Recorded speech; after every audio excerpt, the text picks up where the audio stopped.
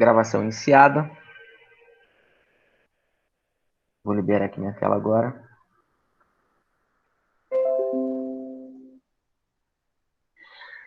Bom, na semana passada, nós começamos a falar sobre a Primeira República aqui no Brasil. Período que vai da queda da monarquia até 1930, né? E aí eu destaquei para vocês alguns pontos interessantes, importantes, antes da gente começar de fato a falar sobre o assunto, que era aquela discussão conceitual em relação ao termo utilizado, né? Primeira República. Fiz uma ressalva dizendo que alguns vestibulares ainda utilizam o termo República Velha, mas a maioria das bancas já opta pelo termo Primeira República. E expliquei, inclusive, na semana passada, o porquê do uso desse termo, Primeira República, né? República Velha foi o nome dado por aquelas pessoas que conviveram ali no período do Vargas, de 1930 em diante, né? Então, como na era Vargas você teve uma mudança de paradigma com a instituição aqui no Brasil de uma justiça do trabalho e de uma política voltada para o trabalhismo, os contemporâneos ao Vargas, ao olharem para trás e analisarem esse período, esse primeiro período republicano, entenderam que era um período um tanto quanto ultrapassado, tendo em vista que a partir dos anos 30, o moderno era você garantir os direitos sociais aos trabalhadores. Então, fez-se um contraponto entre a geração pós anos 30, que era aquela geração que lá na Europa, inclusive, vai conviver com os fascismos, né? E o regime do Vargas, aqui, ele se inspira no fascismo. Então, a geração dos anos 30 aqui no Brasil, dos anos 30, 40 e até mesmo 50, não enxergavam um Estado para além de uma política trabalhista. Então, obviamente, quando eles olhavam para trás e quando eles observaram que nesse período dessa primeira experiência republicana não havia direitos sociais, até eles existiam, mas não eram como os da Era Vargas. Então, essa galera, ao olhar para o passado, entendia que aquele passado era o velho, era o ultrapassado. Então, a partir de então, convencionou-se chamar essa primeira experiência republicana de República Velha. Como hoje nós sabemos que o termo República Velha é um termo datado, os historiadores e, consequentemente, as bancas de vestibular optam pelo termo Primeira República. Então, fiz essa ressalva na semana passada e tracei um paralelo entre a história brasileira durante a Primeira República e tudo o que aconteceu lá fora, porque, obviamente, o Brasil sempre vai gravitacionar em torno dos centros de decisão do mundo, né? Como naquele momento a Europa era o grande centro, a história mundial ocorrida na Europa, ela vai influenciar decisivamente o Brasil. E aí eu fiz uma linha no tempo mostrando o que acontecia no Brasil com o que acontecia lá fora, né? 1889, nós temos a proclamação da República e nós temos a posse do Deodoro da Fonseca, o primeiro presidente dessa primeira república aqui no Brasil. Em 1891, Deodoro da Fonseca, nós vimos semana passada, ele renuncia e assume o vice, o Floriano Peixoto, que governa até 1894, quando então são convocadas as eleições e será eleito o primeiro presidente civil da história republicana. E aí eu ressaltei aqui na semana passada que esses 5 primeiros anos foram chamados de República da Espada, justamente por ter sido governada por 2 presidentes militares. E a partir daqui, até 1930, nós temos uma espécie de segunda fase da Primeira República, chamada de República Oligárquica, marcada exatamente pela eleição do primeiro presidente civil. E ao longo desse período chamado aí de República Oligárquica, nós tivemos lá fora a eclosão da Primeira Guerra Mundial e, posteriormente, a crise de 29. Esses dois episódios influenciaram decisivamente os rumos da Primeira República. Uns mais, outros menos, mas os dois episódios tiveram um grande impacto na economia e na política nacional. E aí, em 1930, acontece uma revolução aqui no Brasil. Tá? Essa revolução acontece no dia 18 de outubro de 1930 e ela coloca no poder o Getúlio Vargas, marcando então o fim dessa Primeira República. Dito isso, vamos relembrar aqui então que a Primeira República ela está dividida em duas fases: a República da Espada e a República Oligárquica. E aí nós vimos que, para a proclamação da República, contribuíram decisivamente três fatores: a chamada questão militar, que foi o engajamento do exército à causa republicana, principalmente após a Guerra do Paraguai. Nós tivemos a questão abolicionista, quando, sobretudo, latifundiários ligados ao café em São Paulo vão se envolver com e criar o movimento republicano aqui no Brasil. E a questão religiosa, que correspondeu ao desgaste envolvendo a Igreja Católica e Dom Pedro II pelo controle dos altos cargos da Igreja Católica aqui no Brasil. E essa queda da monarquia, ela vai ser sobretudo dirigida por militares, um grupo muito pequeno de militares com o apoio de alguns civis e que tinham como background, né, como suporte intelectual, o movimento republicano de São Paulo, né? E aí, como eu disse na semana passada, o republicanismo aqui no Brasil nasce como movimento a partir de 1870, lá no convênio de Itu, na cidade de São Paulo, onde foi escrito um manifesto envolvendo os principais membros da elite paulista, ligada principalmente à produção do café, e eles formam, então, naquele momento, o Partido Republicano Paulista, o primeiro partido republicano da história brasileira.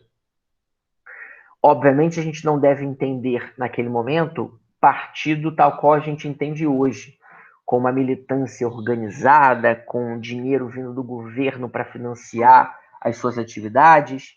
Peraí que alguém entrou aqui. Quem entrou? Não. Ué, alguém entrou. Não. Então, naquele momento, esse Partido Republicano Paulista, que vai influenciar depois a criação do Partido Republicano Mineiro e depois o Partido Republicano do Rio de Janeiro, esse partido vai ser criado, pensado, liderado por esses membros da aristocracia de São Paulo. E isso foi importantíssimo para que em 1889 houvesse, então, a proclamação da República. Como nós vimos, foi um golpe de Estado dado por esse grupo pequeno de 15 a 20 pessoas, ligadas sobretudo ao Exército, e lideradas pelo Marechal Deodoro da Fonseca, que, após a proclamação, ele vai promover uma transição, né, em todos os sentidos. Uma transição institucional, do ponto de vista da reflexão e do redimensionamento do Estado brasileiro, com o fechamento de algumas instituições, a supressão de alguns cargos e a criação de novos instrumentos do Estado adaptados a esse novo momento republicano. E nós também tivemos uma transição do ponto de vista simbólico, com a adoção de novos símbolos, como as bandeiras, né, como a bandeira nacional, e a reescrita da história, que, como nós vimos, no início da República no Brasil, ela vai contar com novos heróis nacionais totalmente desvinculados da monarquia. E a gente viu, inclusive, que essa tentativa de reescrever a história, tentando apagar os vestígios de monarquia no Brasil, elas não conseguiram ser 100% eficientes, porque no imaginário popular ainda prevalecia ou ainda persistia uma vinculação à ideia de monarquia, né? Vínculo, inclusive, que a gente nota até hoje, tendo em vista a permanência de certos elementos monárquicos na cultura popular, né? E aí eu usei aqui o exemplo das escolas de samba ou o modo como nós chamamos o Roberto Carlos, o rei Roberto Carlos, né?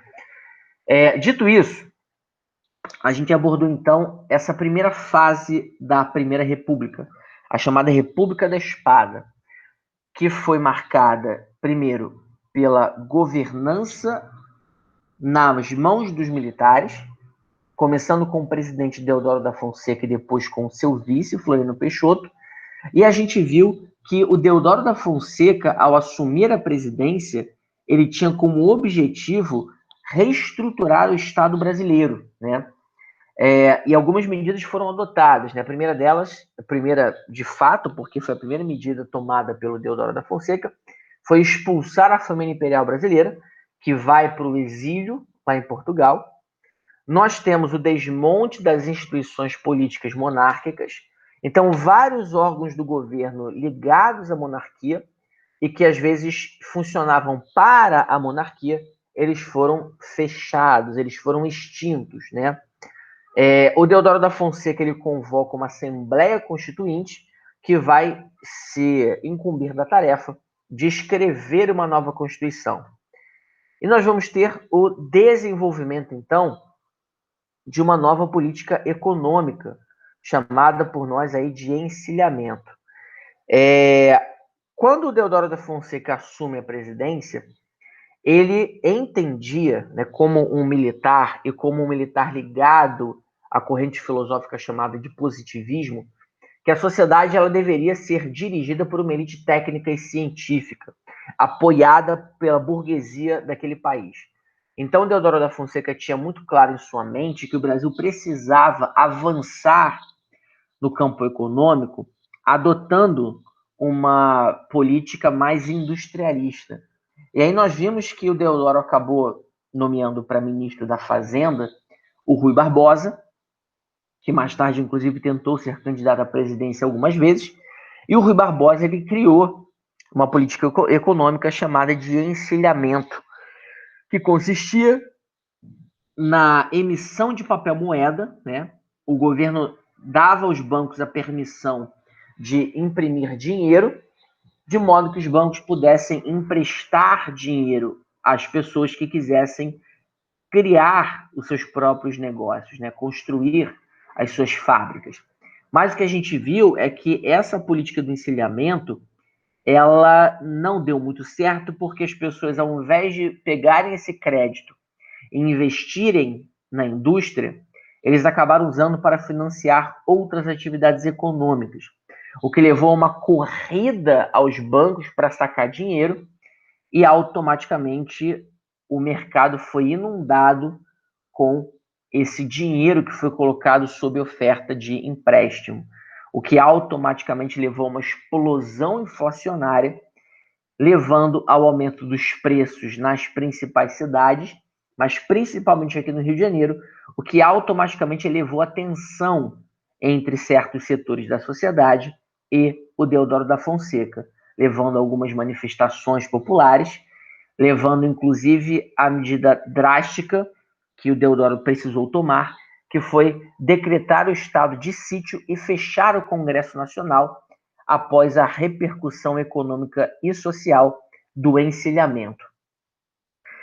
Mas antes disso acontecer, o Deodoro conseguiu a aprovação da primeira Constituição, né? Que, como nós vimos, ela mudou a estrutura e a forma do Estado brasileiro. Porque, primeiro, extinguiu-se o poder moderador, né? E quando eu disse a vocês que um dos compromissos do Deodoro da Fonseca era apagar os vestígios de monarquia no Estado brasileiro, né, um dos exemplos de como você consegue fazer isso é isso aqui, é você acabando com o poder moderador, né? E aí vamos lembrar aqui que durante o Império Brasileiro, o poder moderador era uma espécie de quarto poder, né? Era um poder concedido ao imperador e que visava o controle sobre os outros 3 poderes, né? Como a gente está vivendo uma república, a ideia é que os 3 poderes se fiscalizem e não haja um quarto poder sobre esses 3. Então, o poder moderador foi extinto, o cargo de senador, que era vitalício, passou a ser eletivo.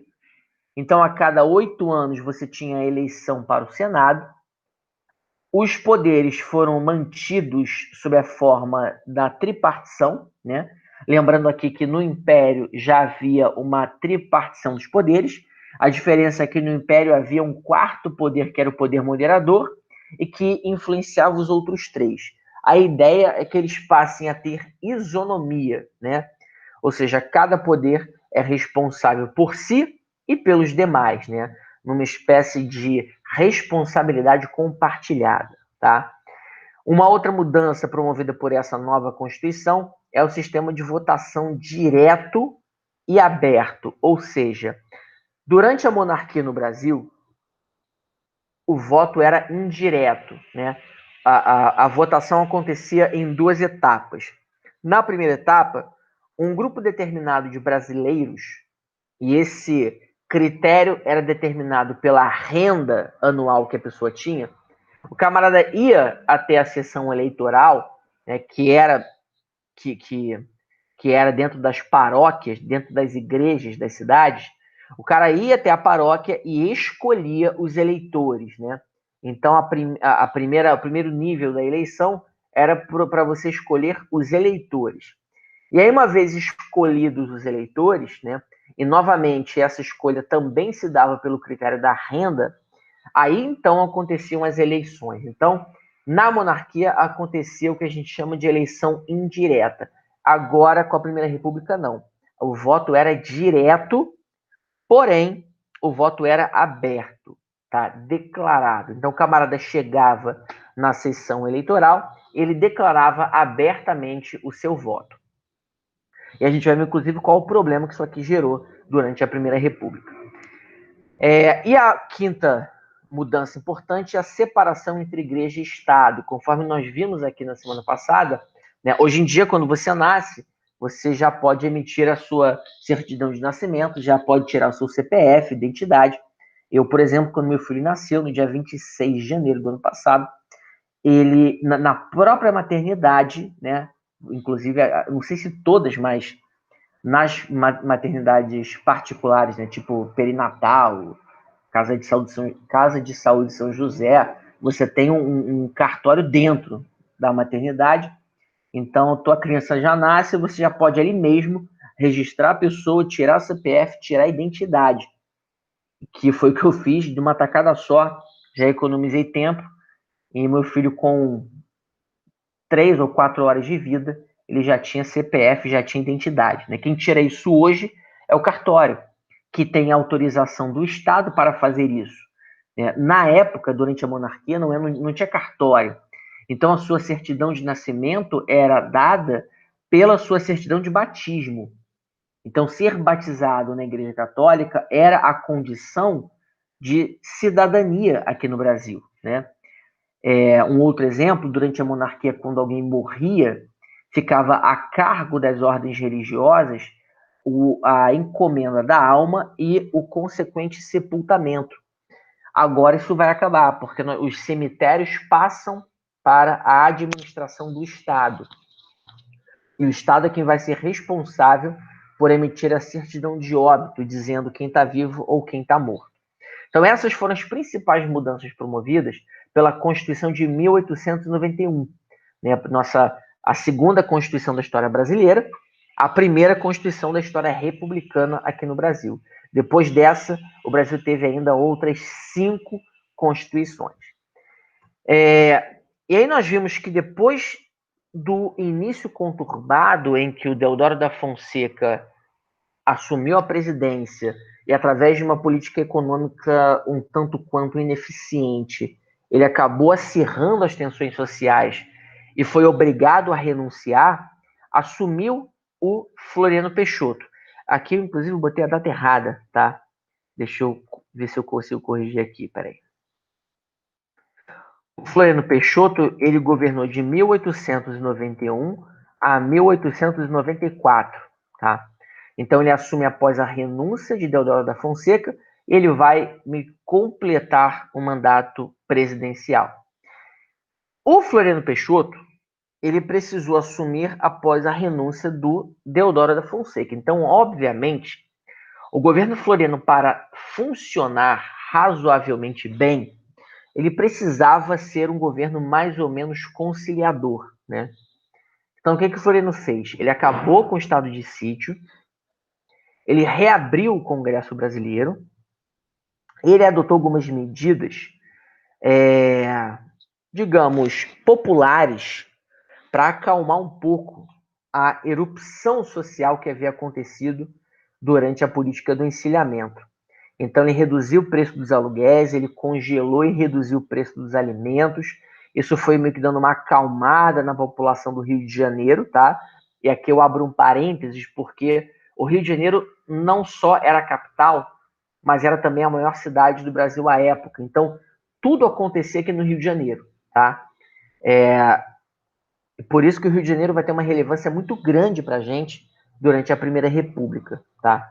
Na verdade, o Rio tem uma relevância enorme até mais ou menos 1955, tá? Depois que Brasília foi construída, depois que São Paulo se tornou uma grande cidade, o Rio de Janeiro foi então perdendo a sua importância. Então, nesse momento aqui, início da Primeira República, tudo acontece no Rio de Janeiro, tá? Muito embora São Paulo já seja uma cidade importante, talvez a segunda ou terceira cidade mais importante do país, talvez junto ou perdendo para Recife, mas o fato é que o Floriano ele precisou tomar essas medidas mais populares para acalmar um pouco os movimentos sociais aqui no Rio de Janeiro. Só que, por outro lado, dentro das Forças Armadas e em algumas províncias aqui no Brasil, você tinha também algumas resistências, né? Por exemplo, dentro do Exército, você tinha, dentro da Marinha, na verdade, você tinha uma certa resistência ao Exército ou ao Floriano Peixoto, que era o seguinte: o cara era um presidente, era do Exército, tá? E durante muito tempo a Marinha ela foi desprestigiada, né? Então, qual é o cenário que a gente tem nesse exato momento aqui do Floriano Peixoto? Nós temos um presidente que é militar, do Exército,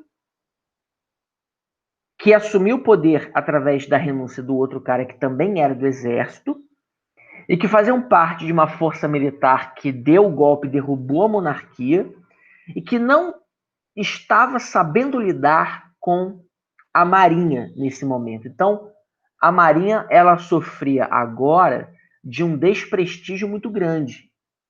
E muitos oficiais da Marinha, né, criticavam o fato do presidente ser do Exército. Defendiam que o Floriano Peixoto deveria voltar para os quartéis, tá? E passar o poder aos civis. Tanto é que em 1894, 93, 94, o Floriano Peixoto ele enfrentou uma revolta aqui no Rio de Janeiro, que foi chamada Revolta da Armada, que foi justamente uma pressão exercida para que ele deixasse a presidência, tá? E convocasse as eleições presidenciais. E essa era a grande queixa da Marinha naquele momento, né? Outro conflito que acontece nesse momento é a chamada Revolta Federalista, tá? E novamente o Rio Grande do Sul ele vai virar o centro das atenções, né? De um conflito de grande porte aqui no Brasil. Lembrando que a Revolução Farroupilha lá no século XIX já tinha deixado o Rio Grande do Sul em evidência. Só que nesse caso aqui nós vamos ter uma guerra civil lá no Rio Grande do Sul, né? O que foi a Revolução Federalista? Foi uma guerra civil que acontece a partir do Rio Grande do Sul envolvendo depois Santa Catarina e Paraná, e ele acontece a partir da disputa envolvendo um grupo de federalistas, tá? Que lutavam contra o governador do Rio Grande do Sul à época, o Júlio de Castilhos, tá? O que esse grupo defendia? Maior autonomia para o Rio Grande do Sul. O Júlio de Castilhos ele era mais centralizador e havia um grupo que resistia ao governo dele, né? E por que essa revolta é importante? Porque o Brasil, quando foi proclamado, a República, quando foi proclamada, ela foi proclamada dentro de uma atmosfera federalista. A ideia era que o Brasil fosse, desde o início, uma república federalista, onde cada estado teria sua autonomia. Só que lá no Rio Grande do Sul havia uma certa distorção entre o que o Brasil queria ser e o que o governador do Rio Grande do Sul estava fazendo. Então, um grupo de federalistas gaúchos resolvem derrubar os Júlio de Castilhos e iniciam uma guerra civil dentro do estado, tá? O Floriano Peixoto ele foi obrigado a intervir nessa guerra civil, dando fim a essa revolta federalista e restabelecendo o poder dentro do Estado, tá? Mas isso aqui a gente cita a revolta federalista só para a gente entender como no Brasil, naquele momento, né, o grande debate agora vai ser um Estado centralizado ou um Estado menos centralizado, tá? E aí, em 1894, o Floriano Peixoto, então, ele convoca as eleições para que os civis possam tomar o poder, né? Assumir o poder, no caso. E a partir de 1894, a gente começaria, então, essa fase chamada de República Oligárquica, tá? Um breve histórico para vocês aqui, né? Eu coloquei a lista dos presidentes durante esse período, tá? O primeiro presidente civil é o Prudente de Moraes. Ele assume em 1894. Depois assume o Campos Salles, em 1898. Depois o Rodrigues Alves, em 1902.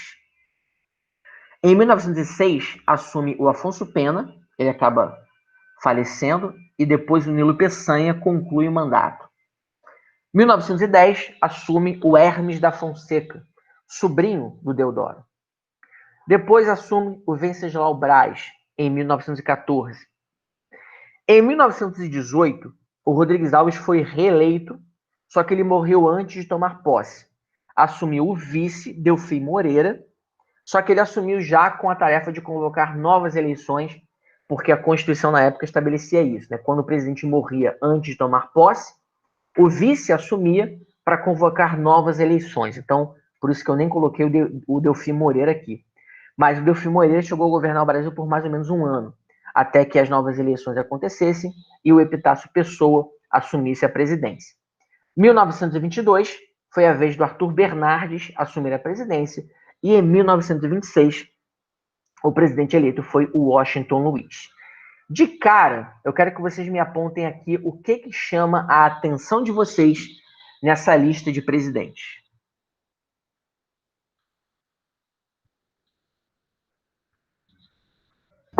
Minas de São Paulo. Oi? A maioria foi de Minas e São Paulo. A maioria é de Minas e São Paulo, né? Se a gente observar, foram 3, 6, 9, 10 presidentes ao todo. Desses 10 presidentes, 4 foram de São Paulo, ou seja, 40% dos presidentes na época foram de São Paulo, 30% de Minas Gerais. Então, São Paulo e Minas combinados governaram o Brasil em 70% do tempo durante essa fase da República aqui no Brasil, tá? Por isso que eu coloquei aqui o brasão, né, o distintivo, o símbolo do Partido Republicano Paulista, né, fundado em 1873 e que vai ser o partido predominante aqui no Brasil, né, junto com o Partido Republicano Mineiro. Mas o Partido Republicano Paulista ele vai ter uma força muito maior do que o Partido Republicano Mineiro, tá? Então, 1894, assume a presidência o Prudente de Moraes. Ele venceu as eleições com quase 90% dos votos. Deixa eu, inclusive, mostrar para vocês aqui essas eleições.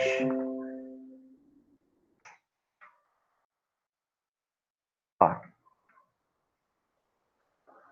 Prudente de Moraes teve 290.883 votos. Em segundo colocado ficou o Afonso Pena, né, que mais tarde viria a ser presidente eleito, tá?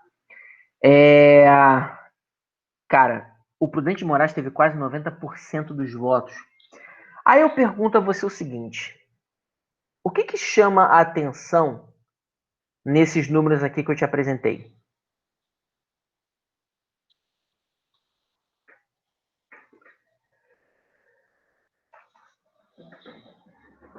Te chama a atenção alguma coisa nesses números apresentados? Prudente teve 290 mil votos e o Afonso Pena 38 mil.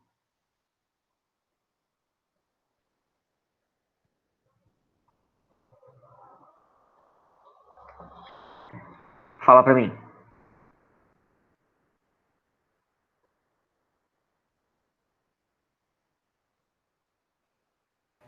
Só a discrepância, né? Só isso, discrepância. Só a discrepância?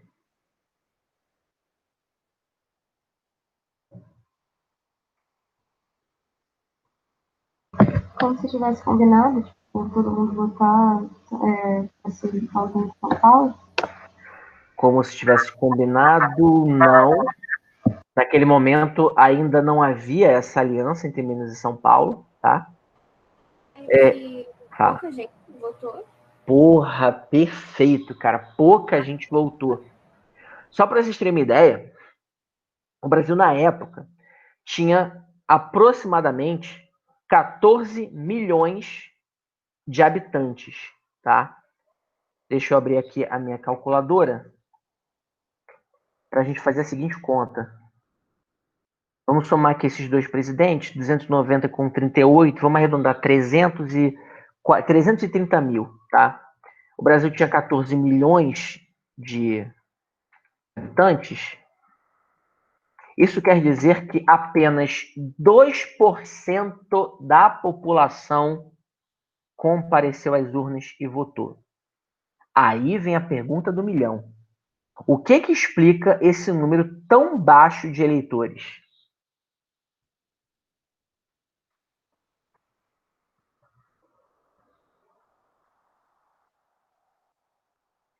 O que explica o número tão baixo de eleitores nessas eleições? Tem a ver com a crise do outro governo? Não. Claro, ainda, né? Não ouvi.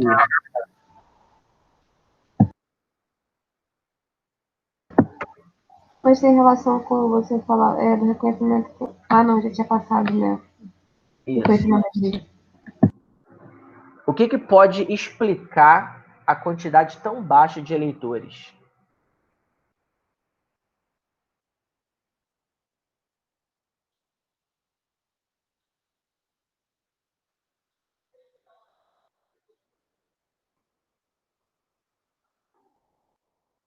Alguém tem alguma ideia?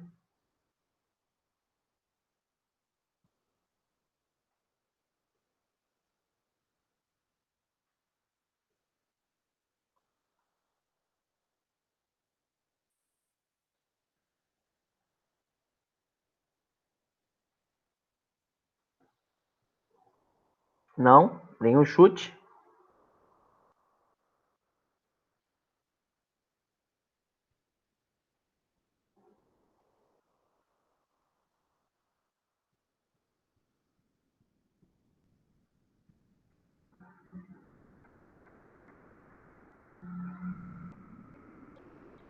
Nada? Nenhum palpite?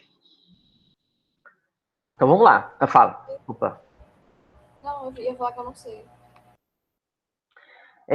A Constituição de 1891, ela estabelecia que só poderiam votar homens maiores de 21 anos e que não fossem soldados, analfabetos, membros de comunidades religiosas, né, padres, bispos, etc., e não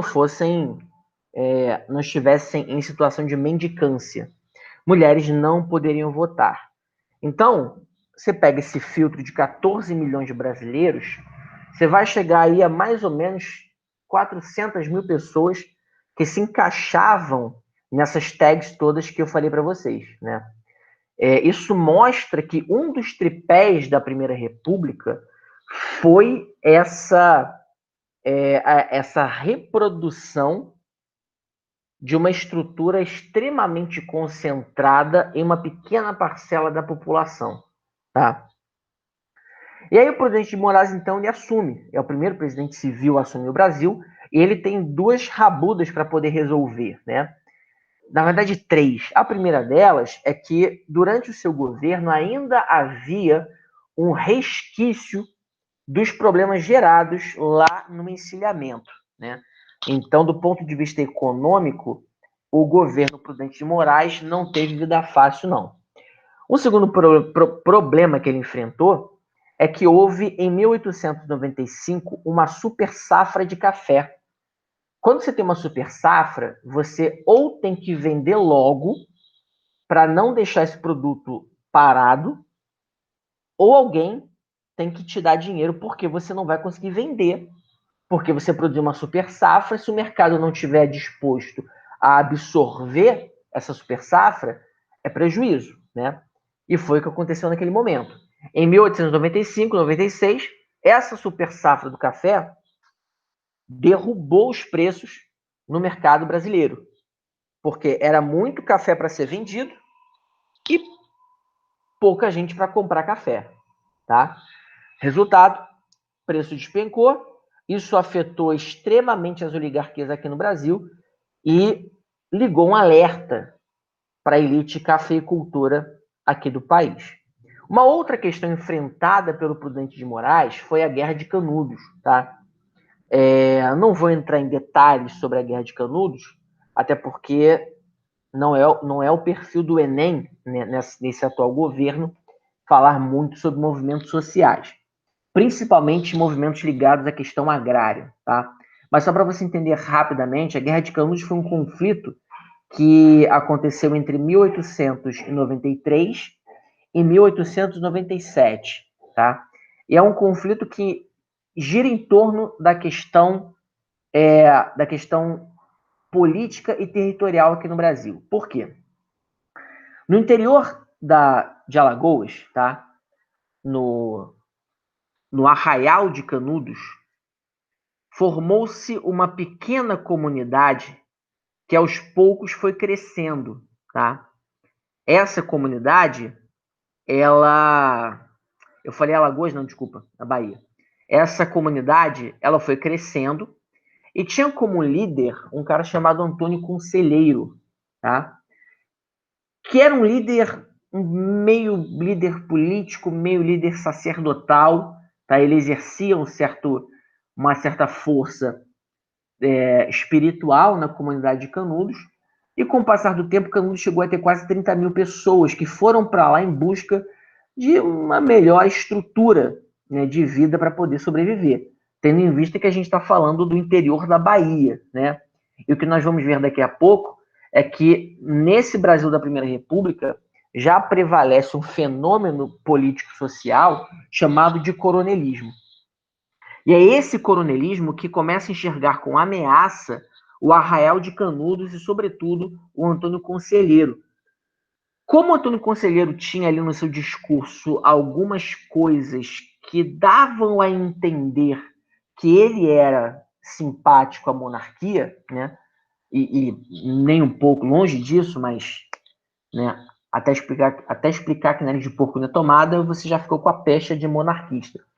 O governo brasileiro passou a enxergar o Arraial de Canudos como uma ameaça à estabilidade republicana e começou a enviar para lá diversos destacamentos do exército para combater, para primeiro dissipar a população, né, prender o seu líder, que obviamente resistiu e durante 4 anos conseguiu derrotar todas as incursões do exército brasileiro que foram a Canudos, né?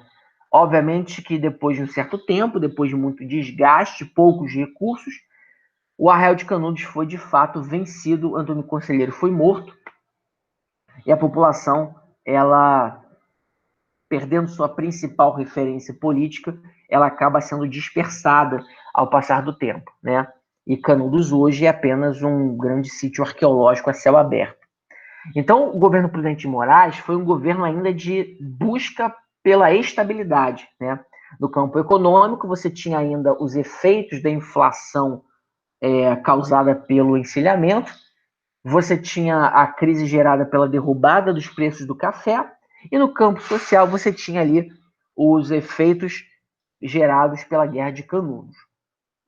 Só que em 1898 assumiu a presidência o Campos Salles, tá? Nome de rua na Tijuca. O Campos Salles foi eleito pelo Partido Republicano Paulista, então reparem que é o segundo presidente eleito pelo Partido Republicano Paulista, e ele teve até uma expressão um pouco maior de eleitores, tá? Deixa eu colocar aqui as eleições de 1902 para a gente dar uma olhada. Nessas eleições, por exemplo, o Campos Salles teve 592 mil votos contra 42 mil do senhor Quintino Bocaiúva, né?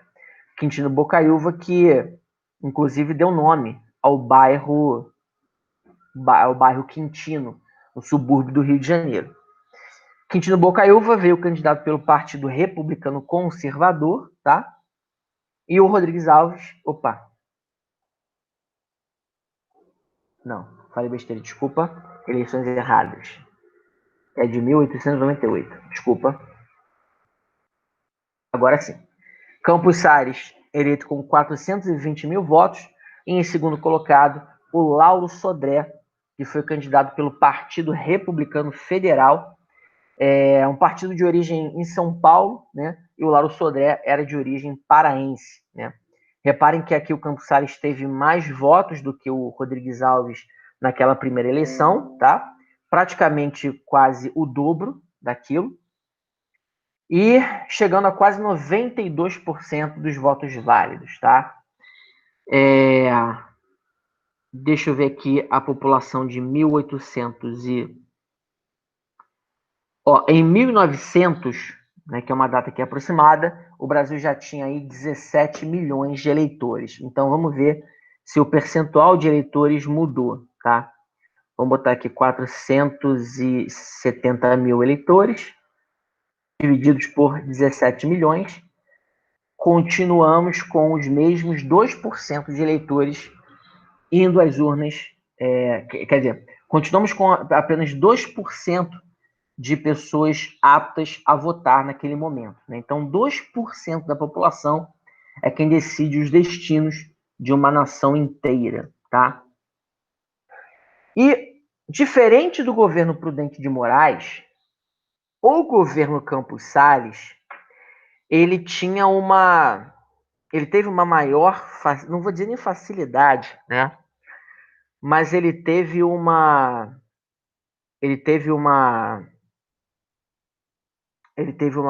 digamos, ele teve mais sucesso na tentativa de restabelecer a ordem econômica e política aqui no Brasil, tá? Eu destacaria para vocês que os dois presidentes da Primeira República que mais conseguiram ter ali uma relativa estabilidade econômica e política foram Campos Salles e o cara que veio depois dele, Rodrigues Alves, tá? Guardem bem esses dois presidentes. Tanto é que nessa aula especificamente estou abordando presidente após presidente, porque esses três primeiros são aqueles mais cobrados nas provas. Depois eu não vou ser, depois do Rodrigues Alves, que é o próximo presidente, eu vou parar de ficar falando dos presidentes especificamente, porque aí a gente só destaca uma coisa ou outra. Mas ainda aqui é importante que você entenda que o governo Campos Salles ele vai colocar à frente muitas coisas que corrigem algumas distorções aqui no Brasil, mas ao mesmo tempo é o governo que vai ser responsável pela formação daquilo que talvez tenha sido o maior vício da Primeira República, né? O que o Campos Salles faz? Do ponto de vista econômico, os problemas do encilhamento ainda persistiam, tá? O Brasil ainda tinha um problema de inflação e o Brasil também tinha um problema de investimento em indústria, né? Que poucas pessoas se interessavam por essa atividade ou se arriscavam nessa atividade, né? Ainda se tinha aqui nesse momento no Brasil uma leitura de que a vocação do Brasil era a da agricultura, né? Então a indústria era vista como algo de fora que não fazia muito sentido para a gente aqui dentro. Então o que o Campos Salles faz? Para tentar investir em certos setores, já que o Brasil estava sem dinheiro, ele consegue contrair um empréstimo junto aos ingleses de algo em torno de 10 milhões de libras. Tá? Como é que funcionaria esse empréstimo? Durante 3 anos, haveria uma carência e o governo só começaria a pagar a partir do 4º ano. E parcelado em 63 anos. Então, era uma grande jogada, né? Você conseguir um empréstimo desse. Tudo bem que depois de 63 anos, você pagou aí 4 ou 5 empréstimos desses. Mas ele daria fôlego para o Brasil respirar, investir, crescer e, com os recursos gerados, começar a pagar esses empréstimos. O que o Campos Salles faz? Ele acerta esse acordo e, como garantia para o pagamento desse empréstimo, né, ou seja, a partir do 4º ano, quando o Brasil começasse a pagar esses valores, esse dinheiro viria da receita gerada pelo serviço de abastecimento de água da cidade do Rio de Janeiro. Esse dinheiro viria também da Estrada de Ferro Central do Brasil e de todos os impostos recolhidos na alfândega brasileira, ou seja, todos os produtos que entravam no Brasil, eles eram tributados, né? E os impostos pagos em cima desses produtos, eles eram destinados ao pagamento desse empréstimo, seriam destinados ao pagamento desse empréstimo, né? Obviamente, e aí não preciso nem dizer que essa manobra feita pelo Campos Salles, a ideia era muito boa, mas a execução não foi tão boa assim, né? Porque obviamente não foram feitos os investimentos da forma adequada e acabou que o Brasil não fez industrialização, né? Não deu o salto industrial e acabou contraindo um empréstimo que o Brasil não tinha condições de pagar naquele momento, né? Do ponto de vista social, o Campos Salles vai ser o grande articulador da mais característica marca da Primeira República. Porque naquele momento, poucas pessoas votavam. E se poucas pessoas votavam, e se o voto era aberto, ou seja, o voto era declarado, a possibilidade de você controlar as eleições era muito maior, tá? Porque uma coisa é você tentar controlar 110 milhões de brasileiros que vão às urnas. Outra coisa é você controlar 500 mil brasileiros, tá? E que vão às sessões eleitorais, que são poucas. Então, você não tem uma dispersão dos eleitores. Pelo contrário, os eleitores vão todos a poucos lugares para poderem votar e declarar o seu voto, né? Então, pensando nisso, e principalmente ainda preocupado com a liga que ele vai precisar criar para fazer o Brasil andar, o Campos Salles ele meio que vai articular uma série de alianças com as esferas de poder estaduais e municipais e que vai, inclusive, gerar no Brasil um vício na República e, como eu falei para vocês, vai acabar se transformando numa das mais tristes marcas do período republicano. Como é que funcionava isso? Como os votos eram eram abertos, né, declarados, as autoridades locais, né, as elites locais, que nós vamos chamar para fins didáticos de coronéis, que não eram coronéis de fato, mas eram grandes proprietários de terra, que tinham uma influência muito grande sobre a população local, né? Esses coronéis, eles influenciavam os eleitores, ou por admiração ou por medo, né? Nem todo mundo que mora em favela e apoia o tráfico o faz por medo. Tem gente que de fato enxerga que o tráfico é um mecanismo de defesa da comunidade e de ascensão social, a única talvez possível, né? Então tem muito morador de comunidade que ele endossa o tráfico porque ele enxerga que aquilo é a única realidade possível, né? Obviamente tem outros moradores que endossam e acobertam o tráfico por medo, né? Mas nem todo mundo o faz por medo. Na Primeira República, a mesma coisa acontecia em relação aos coronéis e à população local, porque tem muita gente que seguia os coronéis, que votava em quem os coronéis falavam, porque o cara tinha no coronel o seu maior exemplo, né? Então os coronéis acabavam influenciando muito as eleições. E quando esses eleitores iam às urnas, né, e principalmente quando eles votavam em quem os coronéis, né, pediram, acabava criando uma relação que a gente vai chamar de voto de cabresto. Tá? O que é o cabresto? É aquela guia que você bota no cavalo para domá-lo. Tá? É aquela guia que tampa os olhos, que está ligada a uma alça que você puxa e controla a cabeça do cavalo.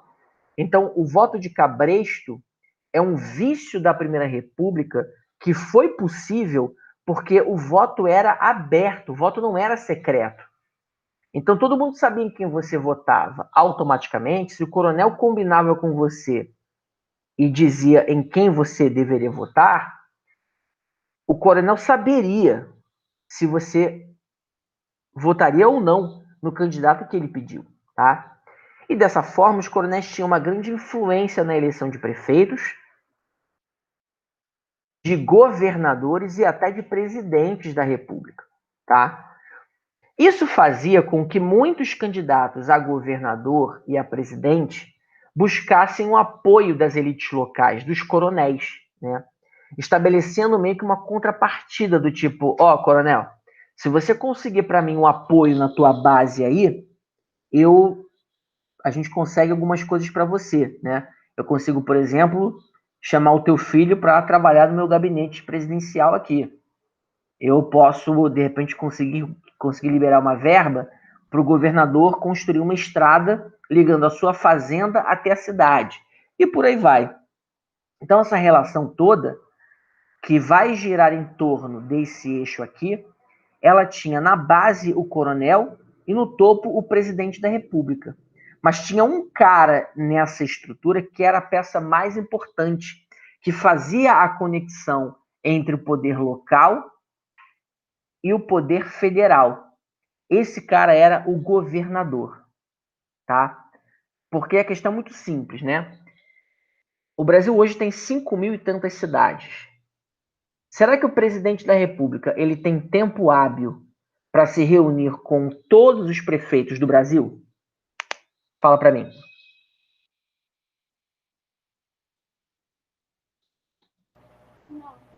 Nem um pouco, né? Se ele encontrasse um prefeito por dia, ele levaria mais ou menos 10 anos para conseguir se reunir com todos os prefeitos, né? Se ele encontrasse 2 prefeitos por dia, ele levaria mais ou menos 5 anos. Então, para ele conseguir fazer em um mandato inteiro, né? Para ele conseguir se encontrar com todos os prefeitos do Brasil, ele precisaria mais ou menos se encontrar com 3 prefeitos por dia, de domingo a domingo. Então, como isso é impossível, o presidente da República, ele geralmente só se encontra com os prefeitos de grandes cidades, né? Tipo São Paulo, Rio de Janeiro e tal. Governador é diferente. Porque hoje nós temos 26 governadores e mais do Distrito Federal. Ou seja, é muito mais fácil o presidente da República encontrar o governador do que o prefeito. Então, os governadores, eles vão ser o elo que faz a conexão entre a esfera federal e a esfera local. Por isso que nós vamos chamar essa relação aqui que envolve coronéis, prefeitos, governadores e presidentes, nós vamos chamar isso aqui de política dos governadores, tá? E quais eram os governadores mais importantes e mais influentes do Brasil naquele momento?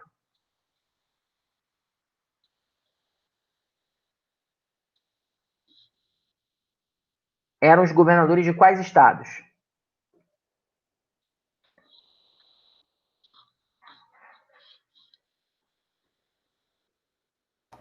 De Minas e São Paulo. De Minas e São Paulo, tá? Minas Gerais, por ser a grande força econômica do café, e Minas Gerais, por ser a cidade, na época, por ser o estado com o maior número de cidades no Brasil na época, tá? Ou seja, Minas Gerais tinha o maior número de prefeitos. Então, São Paulo e Minas eram os maiores estados brasileiros do ponto de vista.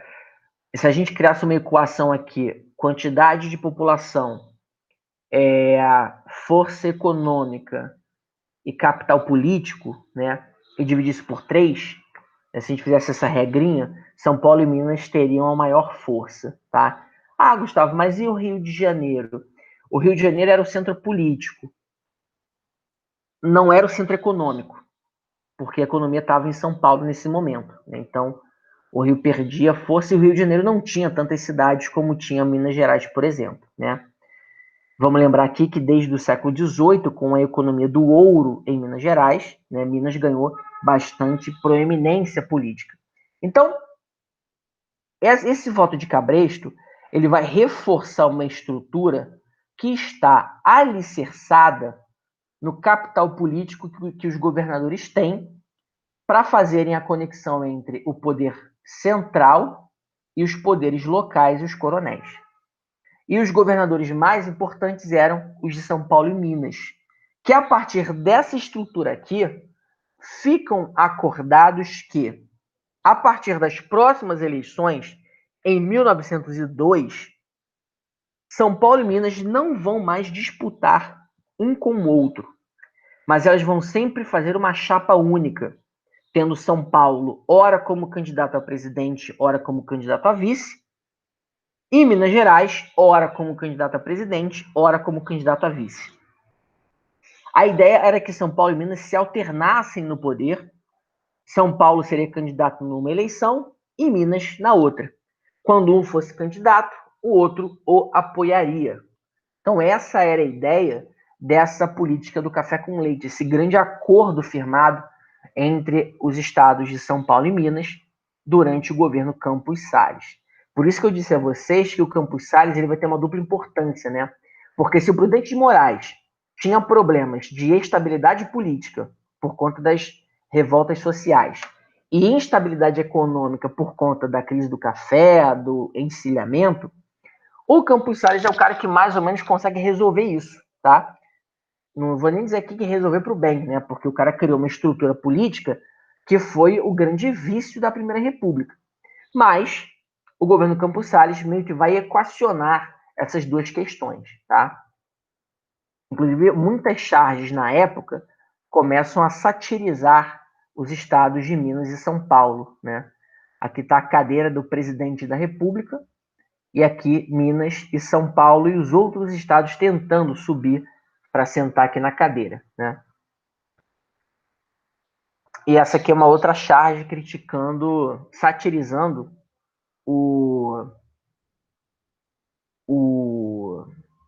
as eleições, né? Você tinha que ter um cara controlando as urnas e um monte de arma aqui no fundo, né?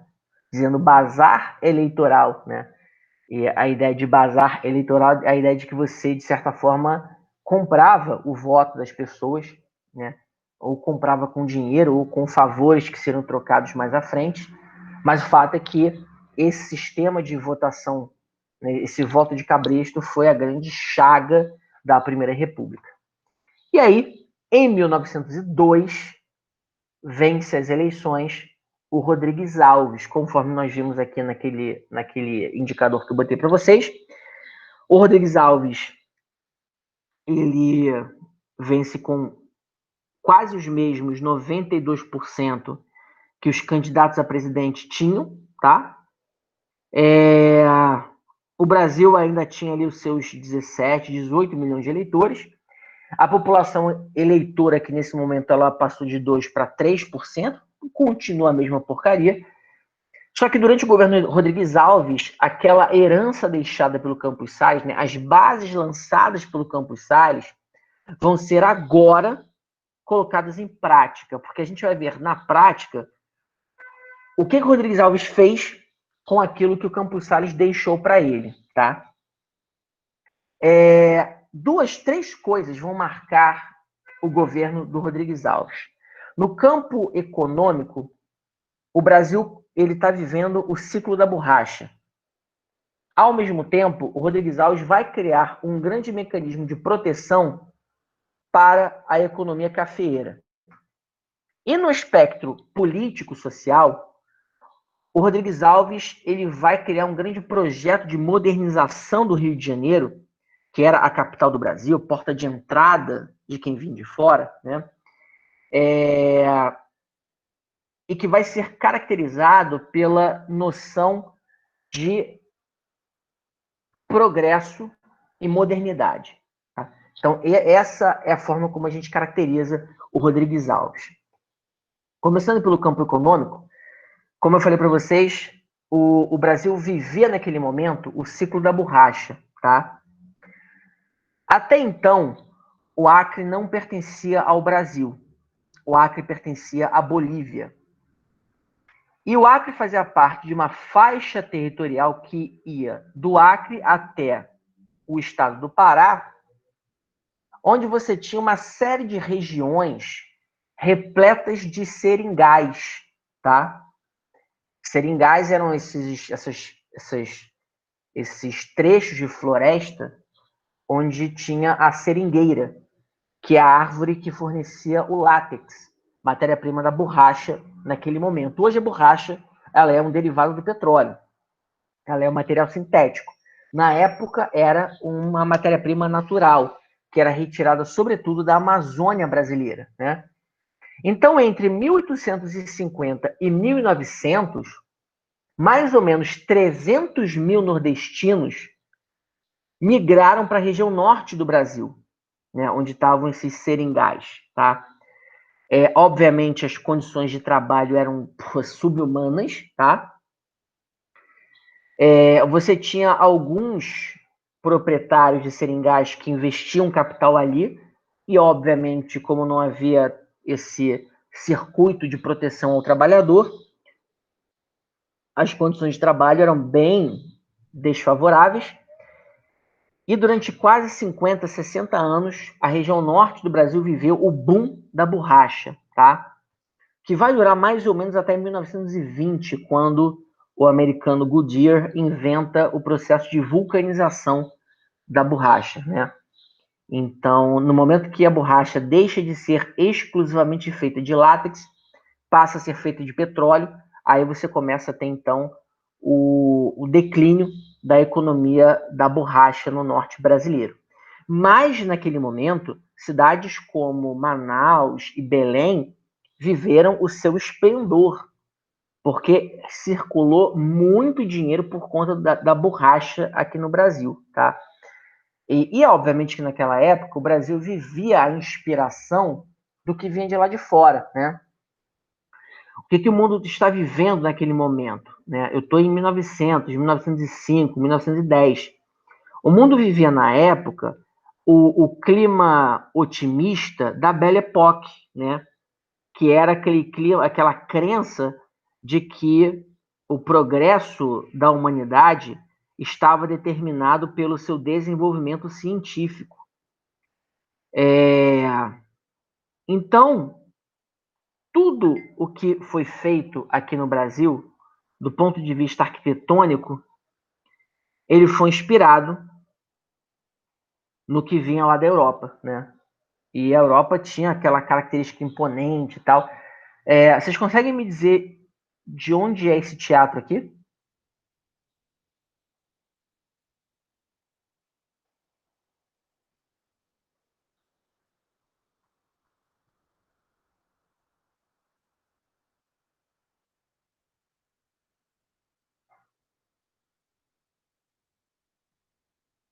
Vocês conseguem me dizer de onde é essa foto?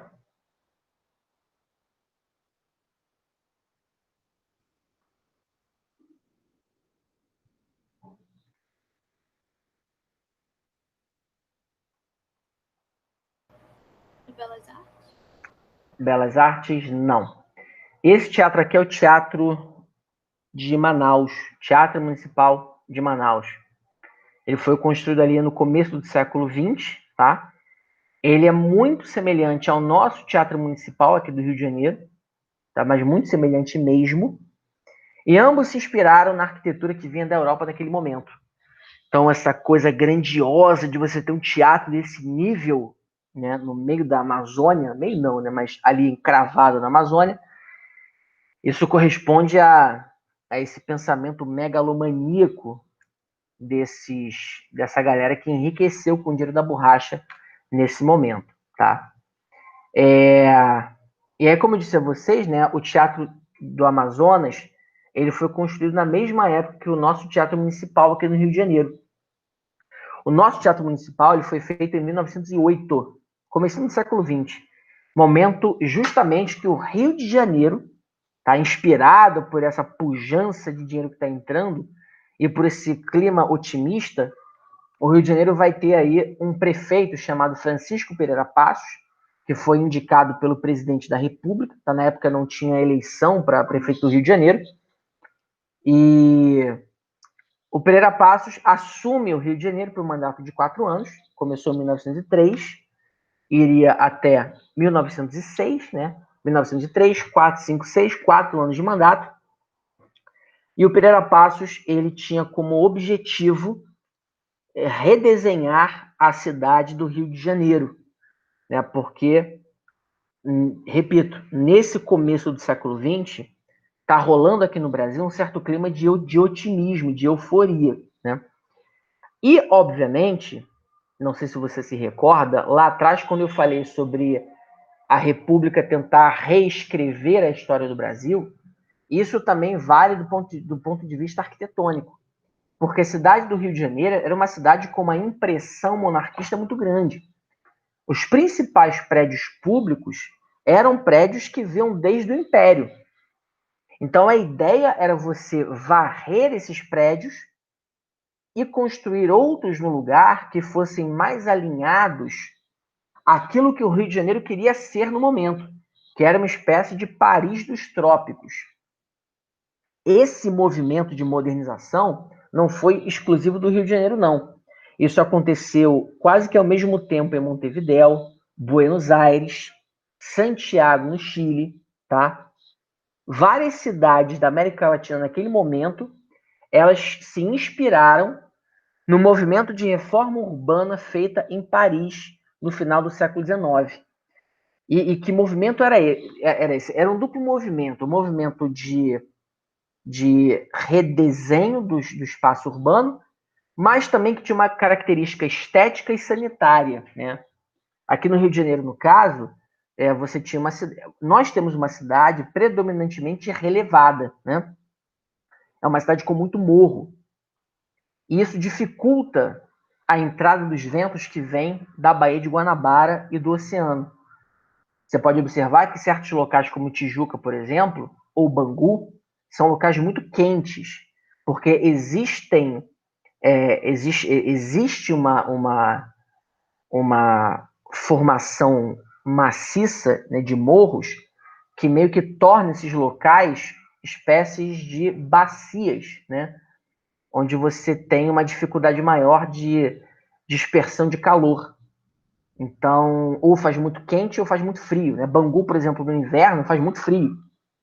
Em compensação, no verão, faz um calor típico do deserto do Saara, né? Então, a ideia era você, primeiro, remover alguns morros do Rio de Janeiro, para você permitir uma maior ventilação da cidade, né, deixando a cidade menos abafada, né, tentando reduzir um pouco a umidade que ficava concentrada aqui no Rio de Janeiro. E, sem sombra de dúvidas, o centro do Rio de Janeiro foi o grande foco desse projeto que o Pereira Passos fez, né? Você tinha, e tem ainda no centro do Rio de Janeiro, alguns morros, mas na época você tinha mais. Você tinha, por exemplo, o Morro de Santo Antônio. Dá para a gente ver aqui, por exemplo, os Arcos da Lapa, né? Quem já foi na Lapa pode ter observado que não tem nenhum morro ali, né? Não tem mais, porque tinha, e era um morro grande pra caceta, que chegava até o outro lado ali do centro, próximo ao Campo de Santana, tá? Aquele era o Morro de Santo Antônio. Mais atrás aqui você tinha o Morro do Senado, onde hoje está a Praça da Cruz Vermelha. E você tinha mais à frente o Morro do Castelo, que era o grande símbolo do passado colonial brasileiro, né? Porque você tinha, desde o século XV, XVI, quando a cidade foi fundada, você tinha aqui no alto do morro a primeira colônia de povoamento da cidade do Rio de Janeiro, né? A cidade do Rio de Janeiro nasceu do Morro do Castelo, desceu para a pista e foi ganhando os subúrbios, as várzeas do entorno, né? Então, lá no alto do Morro do Castelo, você tinha um conjunto arquitetônico muito semelhante, por exemplo, ao que a gente tem hoje em Paraty. Aquelas casinhas típicas coloniais, aquela igrejinha do século XVII, no caso aqui do Morro do Castelo, a igreja era do século XVI, né? E só que esse Morro do Castelo, ele era um grande trambolho no meio do centro do Rio de Janeiro, que atravancava um pouco o deslocamento, né, o trânsito das pessoas, né, porque você pode observar que dessa área aqui da Santa Luzia para essa região aqui, você praticamente só tem um caminho, né? Então você tinha um morro que atravancava um pouco o trânsito das pessoas, você tinha essa questão da ventilação e você tinha também a questão histórica, né? Em que você tinha aqui o Morro do Castelo, que era nele você tinha a história do Brasil colônia aqui em cima. Então a ideia era você apagar esse vestígio e reescrever um pouco a história da cidade do Rio de Janeiro. E aí o Pereira Passos, então, elabora esse projeto, tá? E em 1903 a gente começa o desmonte do Morro do Castelo, que demorou muito tempo, assim. De fato mesmo, o Morro do Castelo só começou a ser totalmente removido em 1922, tá? O que o Pereira Passos fez? O Pereira Passos tirou uma parte do morro para a construção de uma grande avenida, chamada de Avenida Central, tipicamente inspirada em Paris. Era um grande boulevard, né? Ou seja, duas pistas separadas por um canteiro central, e o bando de prédio em estilo Belle Époque, tá? Você pode ver que o Morro do Castelo ainda está aqui, então apenas uma parte dele que foi removida inicialmente. Aqui dá para ver melhor, né? Aqui já é a Avenida Central aberta, ligando a terra dos cinemas, né? A Cineland, até a Praça Mauá, lá na outra ponta. Aqui ainda tem o Morro do Castelo. E em 1919, perdão, é que o Morro do Castelo começou de fato a ser removido, tá? Essa foto aqui é de 1922. Ela foi tirada ali do Morro da Conceição, em direção ao Morro do Castelo. Pode ver que a galera usava jato de água para amolecer a terra e a terra desabar, pequenas explosões, né? E com esse Morro do Castelo removido, né? Aqui dá para a gente ter uma dimensão total do Morro do Castelo. Então, só para você se localizar, aqui eu tenho o prédio do Museu de Belas Artes, na Cinelândia, e aqui é a Biblioteca Nacional, tá? A Cinelândia está aqui. Então, o Morro do Castelo chegava até ali atrás do prédio do Museu de Belas Artes e da Biblioteca Nacional. Hoje aqui a gente tem a Avenida 1º de Março. Aqui a gente tem hoje o prédio do Ministério do Trabalho, Ministério da Fazenda, e aqui foi aberta na época, então, a chamada Esplanada do Castelo, tá? Por isso que essa região aqui do centro do Rio de Janeiro é chamada de região do Castelo, né? Porque aqui era o Morro do Castelo. E, obviamente, com a remoção desses morros aqui do Rio de Janeiro, você começa, então, a ter uma expansão territorial da cidade, né? Muitos aterros vão ser construídos. O aterro do Flamengo é um deles. O aterro do Flamengo só ficou pronto nos anos 70. Então, os caras levaram quase 50 anos para poderem construir o aterro do Flamengo. O bairro da Urca também foi criado, tá? A Urca é um grande aterro. E lá na região do Cais do Porto, aquela avenida onde você tem os armazéns, ali também é tudo aterro, tá? O aeroporto Santos Dumont também, tá? A cidade mesmo, ela só vinha até aqui. Então, tudo isso aqui foi aterrado. Depois entrou também o aterro do Flamengo. Então, a cidade mesmo do Rio de Janeiro, ela vinha até aqui, ó. Onde a minha seta está passando. Todo o resto é aterro.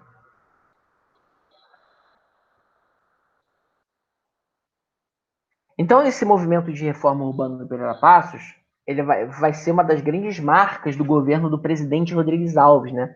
Que é essa ideia de você modernizar o Rio de Janeiro. E esse governo Rodrigues Alves, ele meio que se encerra através do Convênio de Taubaté, né? Não sei se vocês lembram, mas eu comentei aqui que aquele problema ligado ao preço do café, ele vai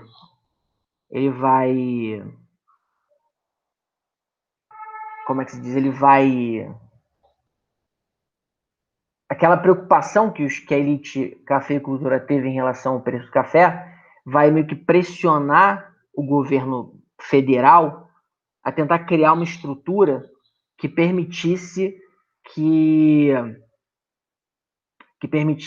a formalização de um grande acordo nacional para salvar os cafeicultores. Então, qual era a ideia? A ideia era que, a partir de agora, né, através do Convênio de Taubaté, o governo brasileiro ele passasse a comprar todo o café excedente, né? Então, vamos supor que a gente tivesse uma super safra, né? O Brasil teve uma grande safra e o mercado não está comprando esse café excedente.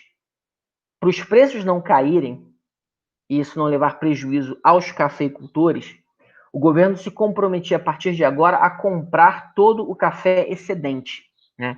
Então repara que o governo brasileiro na Primeira República ele está diretamente comprometido com a economia cafeeira, né? Então o Estado brasileiro ele enxerga que a nossa vocação ela é a agricultura, ela privilegia um determinado segmento dessa agricultura, que é a produção do café, e que automaticamente contém ali a elite econômica que automaticamente acaba fornecendo também a elite política. Então você cria um mecanismo que se retroalimenta, né? E a gente vai observar na aula que vem que essas eram as principais críticas das oposições aqui no Brasil. Beleza? Semana que vem a gente continua isso aqui, a gente fecha a Primeira República e a gente dá sequência a esse tema. Fechado? Alguma dúvida?